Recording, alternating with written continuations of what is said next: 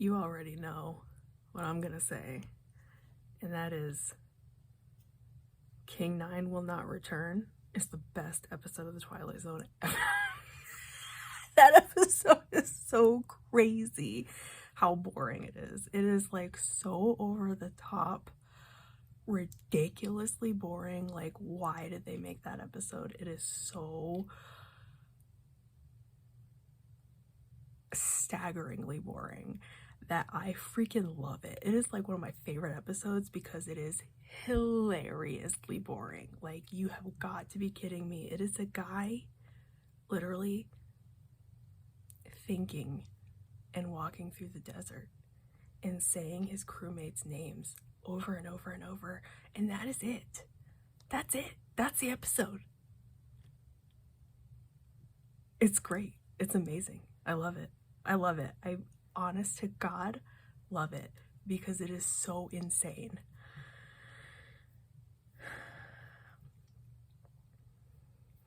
Honestly, okay, The Howling Man is really, really good.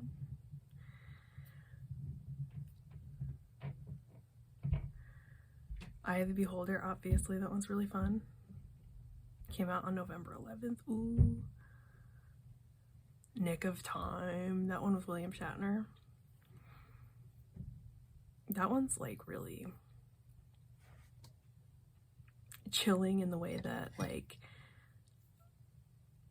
it's real how people really do, not everybody, but like it's a very common thing for people to think that they're not the ones in charge of their lives, and it's like, oh my god, what is this thing gonna say about me and my life, and I'm just gonna rely on it to tell me how to live my life. Like, really believing an outside force is in charge, believing that there is an outside force. That's scary. Oh my god, The Lateness of the Hour. Honestly, I used to not really like that episode, but now I love it. It's really heavy-handed. I don't know if Rod Serling wrote it, but he probably did because it's totally his style. I need to blend my eyeshadow a little bit because it's like not really looking blended. I swear it'll look blended in the mirror and then not on the camera. I don't know if that did it. Ow! I have like a pinched nerve, and every once in a while it gets me. The Lateness of the Hour. Yeah, it's like the main character, the girl, she is just like so preachy. Like, the way she talks is just so high and mighty, and the episode is so like, I have important things to say and I have a profound point about humanity, and it's so over the top. I mean, and I'm not criticizing it. I used to not like that about the episode, but now I enjoy it because I think the heavy-handed episodes are funny, and I enjoy them because they're funny. They're so over the top that, you know, I feel like that's the thing to enjoy about them, and it's like, oh my god, you gotta be kidding me. But this episode, like, not only does it have that to enjoy, it has one of those scenes, like, it's one of the episodes that has a scene that I'm just like really drawn to because it's so intense. Not just intense, but like it's like a truly chilling, like, oh my god moment. Like a heart-dropping moment of terror, and there are a handful of episodes that have those, and this is one of them. And when, what is the girl's name? Clearly, I have an issue with remembering names, which is kind of crazy because the names I do remember is like, wow, how would anyone remember that? And then I don't remember so many, but anyway, was her name Gina? I don't know. Jenna? I don't know. But when she is like finally like,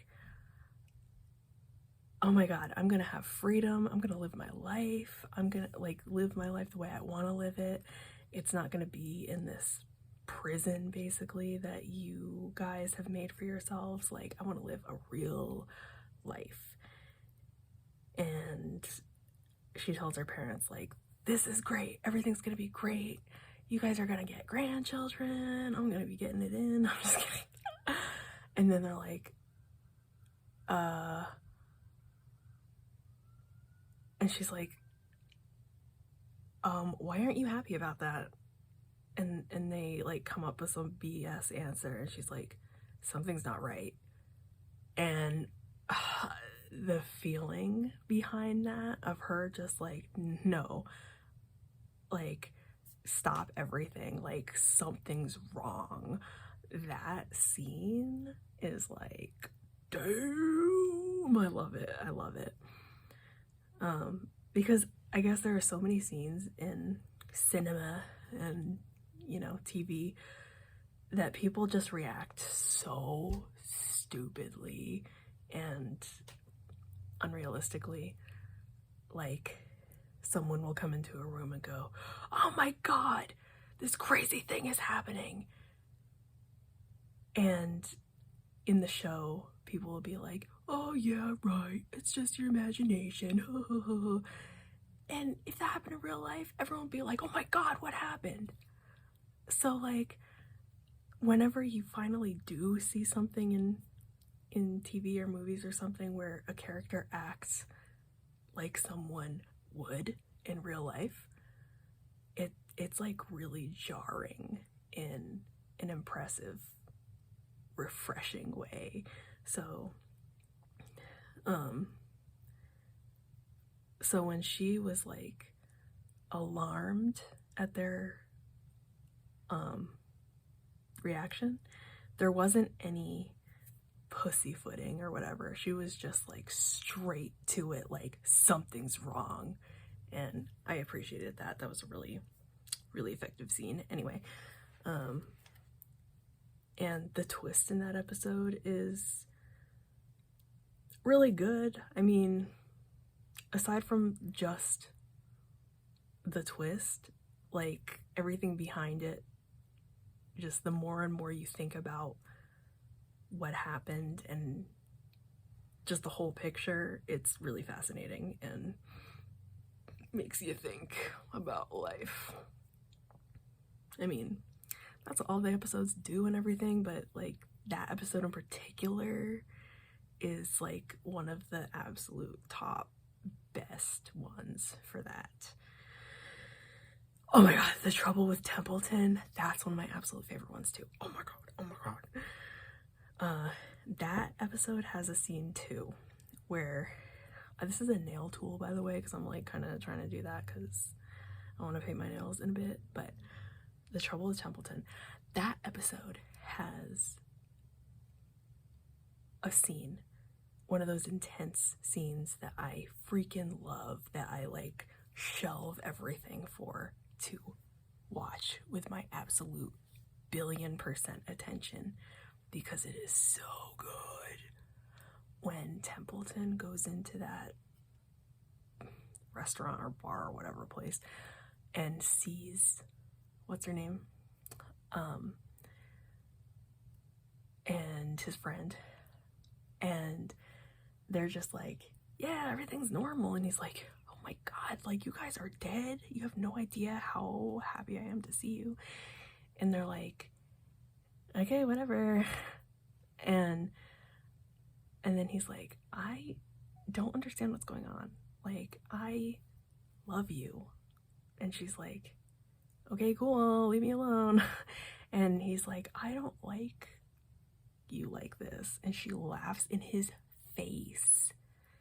And she's like, what did you expect?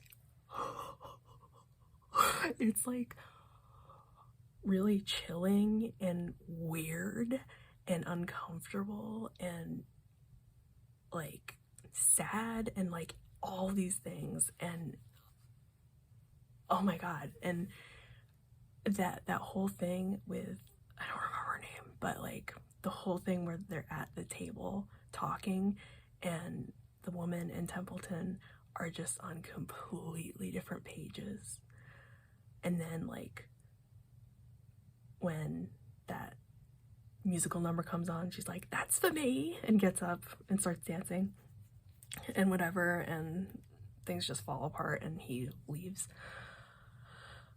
And then everything gets all quiet, dark, and still. And then it goes back to Templeton's present day life.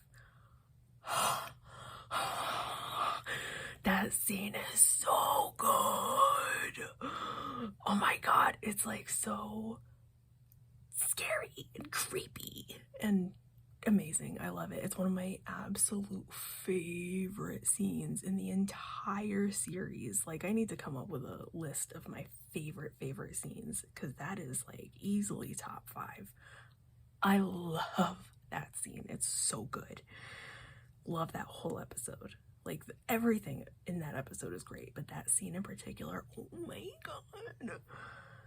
So yeah, oh my god. And then after that, A Most Unusual Camera, that episode is so fun. I love that episode. That is one of the most enjoyable episodes of anything ever. Like, the characters are so good. They're so funny. The concept is so good. Just everything throughout is like so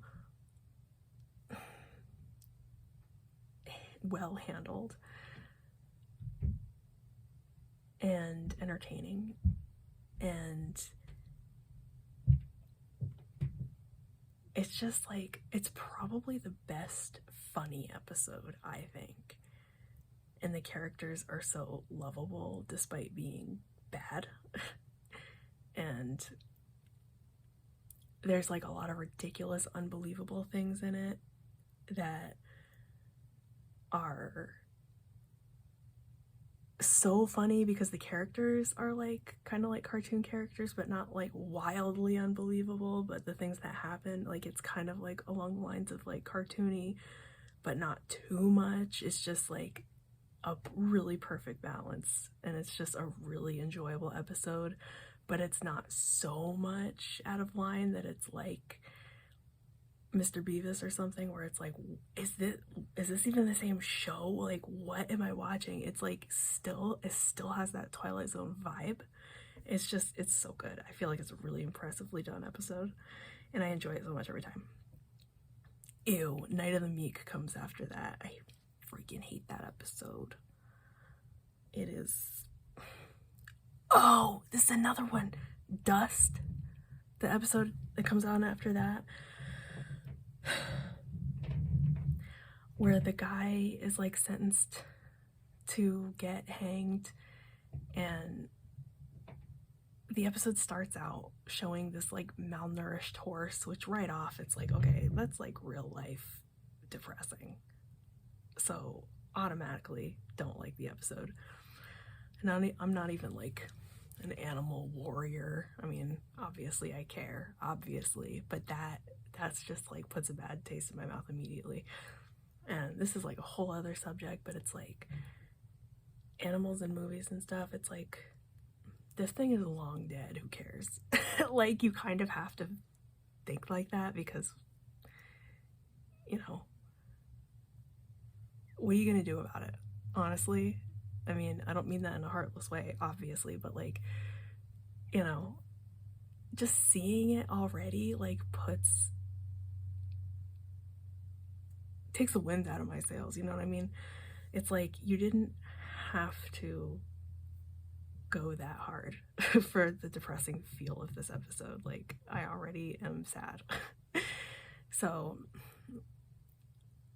there's the malnourished horse, and then this freaking guy is like such a gross jerk, and the subject matter of this guy who like is like gonna be executed, and he's all like sad, and I don't even remember what he did, but he is like super remorseful, and it's just everyone's having a bad time. And I skipped that one now. I just don't like it. It's one of my least favorites. I do not like it. Oh, back there, the episode where the guy goes back in time. I enjoy that episode, but it's so ridiculous. Like, what is it with... Okay, there are a few episodes of the Twilight Zone where people go back in time who have no sense of what they're doing.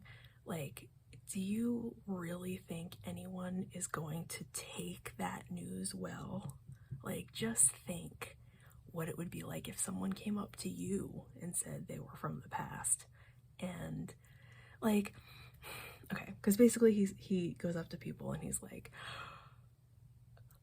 President Lincoln's gonna get shot, you need to do something about it. And it's like, whoa, slow down and just think about trying to not sound crazy so people will like maybe listen to you. So like, it's pretty ridiculous, and it's funny. It's one of those episodes where it's funny because it's ridiculous. It's like, okay, you know what?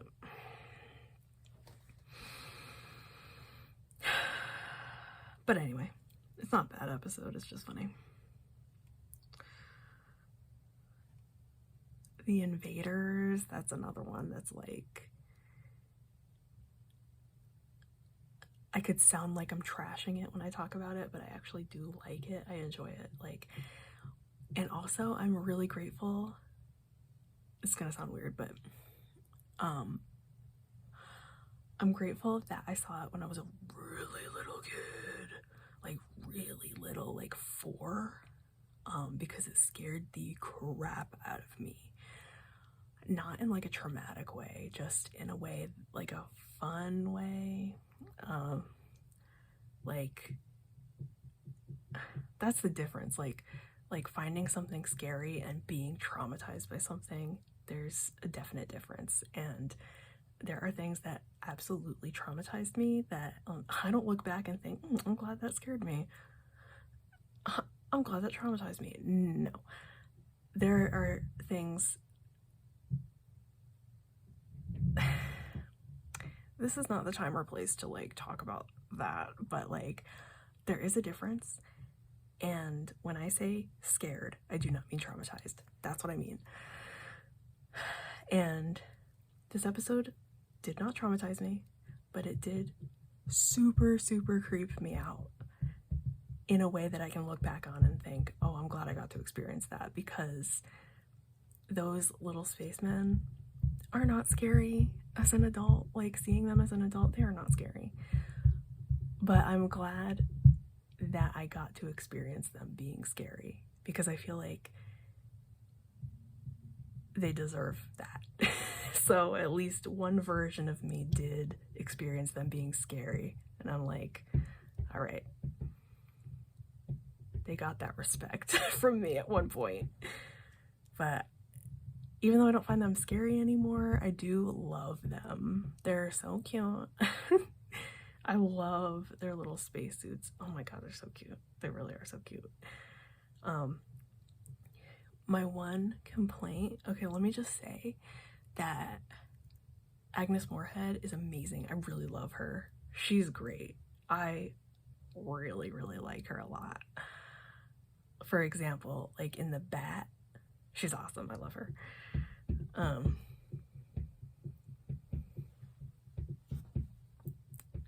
What's that? You're right. Yeah, there's somebody upstairs who likes to drum all the time, so we're gonna just live with it. Agnes Moorehead, yeah, I love her, but she went kind of hard with that role. Like, she did not have to go that hard. Like, her like gasping and panting and stuff was like a little bit over the top, and every time I watch that episode I'm kind of like, girl, you need to chill a little bit. But I still love her, and that part, or like that aspect of it where it's just like, girl, just, I don't know, adds to the fun of the episode. I don't know, anything I can make fun of about an episode just adds to what I enjoy about it. So there's that. Penny, for your thoughts, that episode is really fun too. It's a ridiculous one, and you gotta love Darren Stevens. I don't know his real name. 22. That episode used to be my absolute favorite episode. Now, like, I find it, I like it still. There's still a lot I really like about it, but now I just find it way too long. It's like, God almighty, this episode could have been 5 minutes long. But I still like it. And like, I love dream sequence type things, and it really reminds me of the hospital scene in Akira, with like the water and hallway, and you know, I mean, not that that's super specific, but it just it's reminiscent to me, you know. But I love the nurse, who's like, room for one more, honey. I love the hallways. I love the doors with like the seemingly endless rows in the mortuary or morgue. You know, 22 is my favorite number.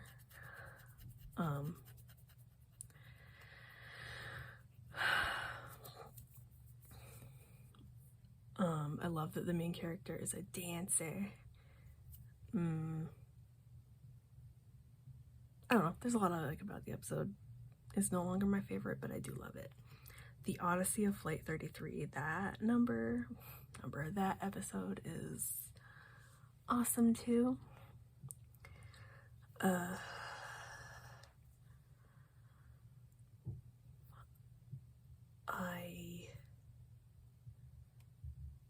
I'm a little bit distracted, but I'm gonna live with it.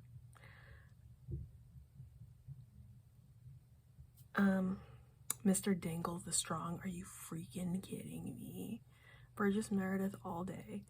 But that episode, especially at the end when it shows the Venusians, I think they were from Venus, I'm just like, girl, I know you freaking playing. Can you hear that too? Housemates are so cool. But yeah, that episode is ridiculous, but you know, it's fine. It's fun.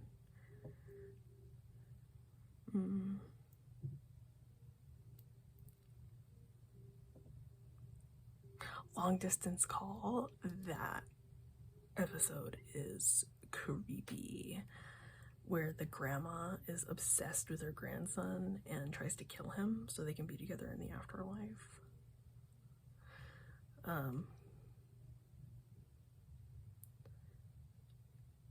That episode has a lot of ASMR in it.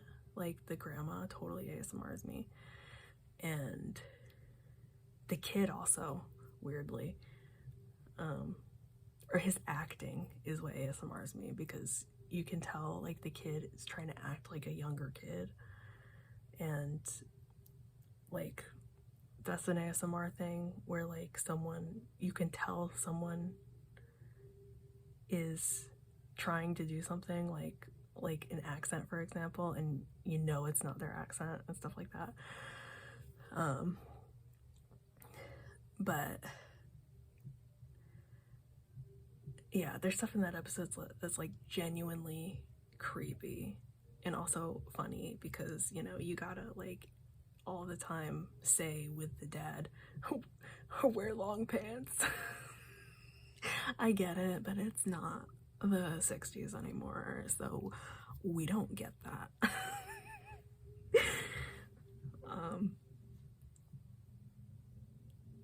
But yeah, the fact that the grandma is so unhinged that she's like, you know what, I'm gonna murder this little boy because I want him. Whoa, back up.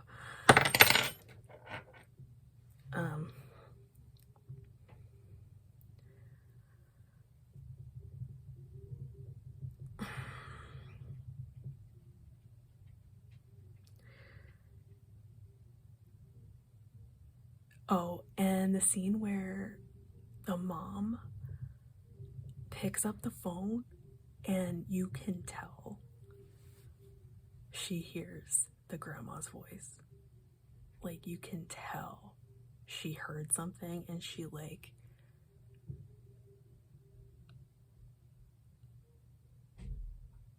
is like repulsed and like puts the phone down, like she is terrified. Ooh, that's a scary scene. Ooh, it's really good. It's really good. 100 yards over the rim. That's another one. That's another ASMR one for me. I don't remember her name. I don't even know if they say her name, but the woman in the drugstore or whatever it is, or no, it's not a drugstore, she just has the medicine, but it's like a cafe or something, I don't know. But every time she says Joe, which is a lot, and like just the way she talks in general, so ASMR, and it's just a really good episode. I don't know, I enjoy it. The Rip Van Winkle caper.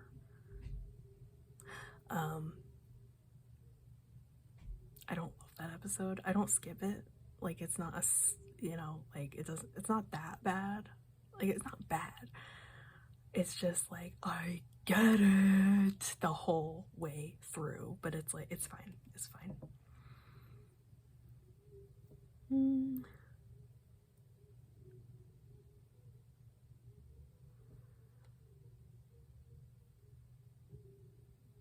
The Mind Over Matter episode is so real. This guy's like, hey, you know what? I can actually do anything I want. And I don't like people, so I'm gonna get rid of them. You know what? I kind of miss people, but not really, so I'm just gonna replace everybody with myself. Oh, that actually sucks. Let me just put everything back to normal. You know what? This was fine the whole time. I actually love that. Like, the episode itself is like, whatever, but like, the point of it, the moral and whatever, is like, yes, that's it though. It's so good. Will the real Martian please stand up? That one's so fun every time. That's one of the most fun episodes. It's a classic for a reason. The one where they're in the diner and it's like, one of us is an alien. Oh my god, who is it? It's so fun. I don't know if there's like anything in particular that's like worth saying about it, but it's super enjoyable. That's, oops. Okay, and the last episode of season 2 is The Obsolete Man. Girl, talk about heavy-handed. My god. This episode is so funny. It is so over the top. It's like, you've got to be kidding me. Like, this had to have been a joke. Like, there's no way they put this out with a straight face. Like, there's no way. Did Rod Serling write this one? He had to have written this one because he is all about heavy-handed ass messages. Or ways to portray the messages. Who wrote this?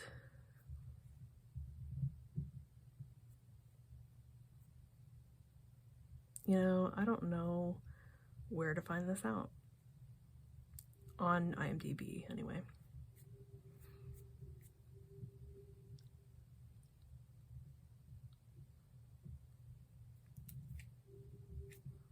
Okay, I thought someone was here who's not supposed to be here, and I was like, what?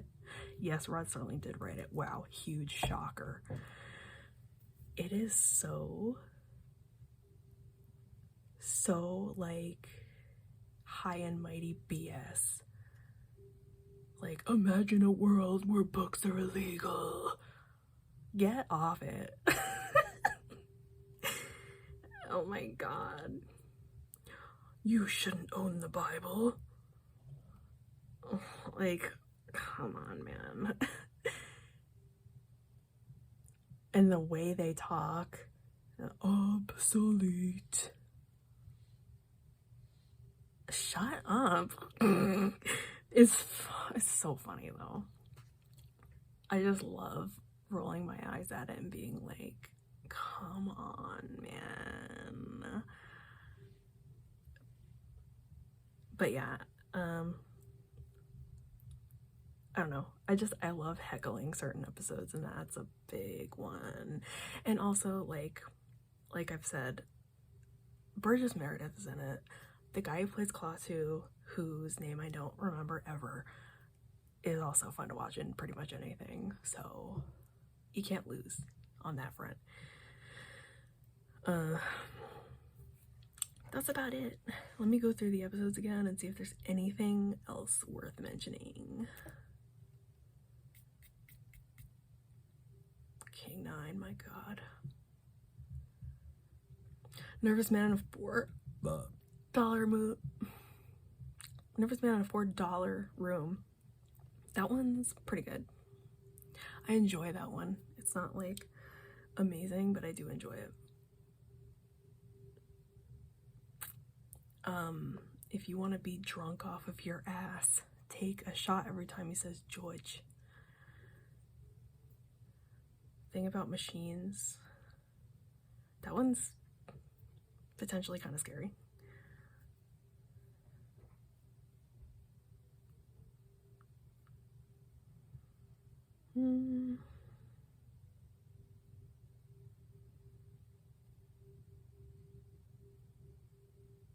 You know, I think we're good.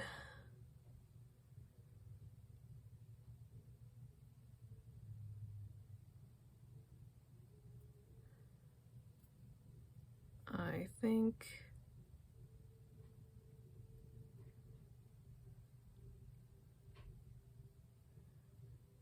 we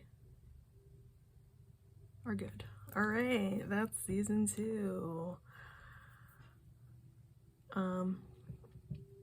Bunch of bangers, bunch of not so bangers, and a bunch of in between. Have a great night.